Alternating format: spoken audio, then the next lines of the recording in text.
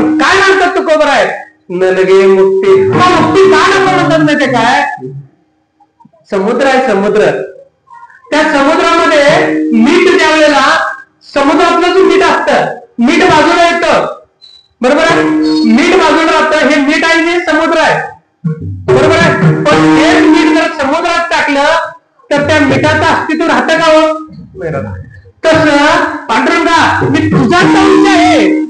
हा देह दिसतो पंचभौतिक, हा देह कसा आहे, कसा आहे, पंचभौतिक आहे. पृथ्वी आप तेज वायू आकाश हे सगळं आहे ना. त्यात हस्ती मांस त्वचा नाडी रोम पृथ्वीचा भाग आहे.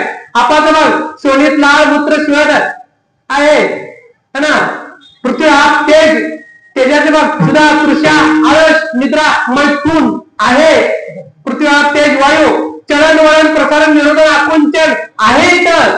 आकाश काम क्रोध शोक मोह भय आहे इथं, सगळं आहे. हा 25 स्थूळाचा स्थूळाचा आहे देह, स्थूळाचा देह आहे. क्षेत्रातले 13वा अध्याय मौलीने मांडल्यावर हा स्थूळाचा देह दिसतो.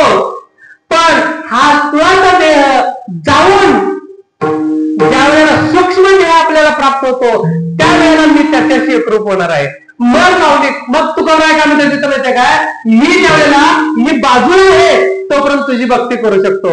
मी जर मीठच त्यात झालो, पाण्यात मिसळलं, मीठ पण शिल्लक राहत नाही. तसं पांडुरंगा मी तुझ्याच विलीन झालो, मला सेपरेट भक्ती अशी करता येणार नाही रे.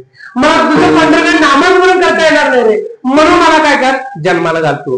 अजून एक उदाहरण देतो बघा.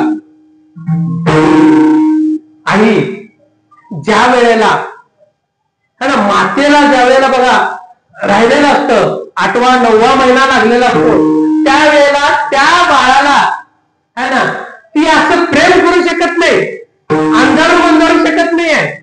कारण का, त्या मातेच्या उदरात ते बाळ आहे. लक्षात येते काय, मातेच्या उदरात ते बाळ आहे. त्याला खाऊ आणू शकत नाही ती, त्याला पप्पी देऊ शकत नाही, त्याला माया करू शकत नाही, त्याच्यावरती प्रेम करू शकत नाही. का करू शकत नाही, कारण तिच्या पोटामध्ये ते बाळ आहे. नव्हे तिच्याशी संलग्न आहे ते बाळ.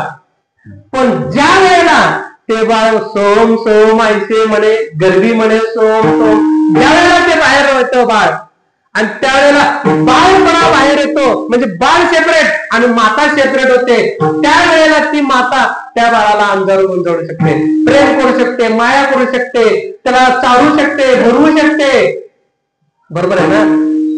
पण ज्या वेळेला ते बाळ एकरूप होत तोपर्यंत ते काही करू शकले नाही. तसं देवा मी तुझ्याशी एकरूप झालं तर मी काही करू शकणार नाही, मी भक्ती करू शकणार नाही, मी नामस्मरण करू शकणार नाही, मला तुझी ओळख घेता येणार नाही देवा. म्हणून मला काय कर, खुशाल जन्माला घाल म्हणतात.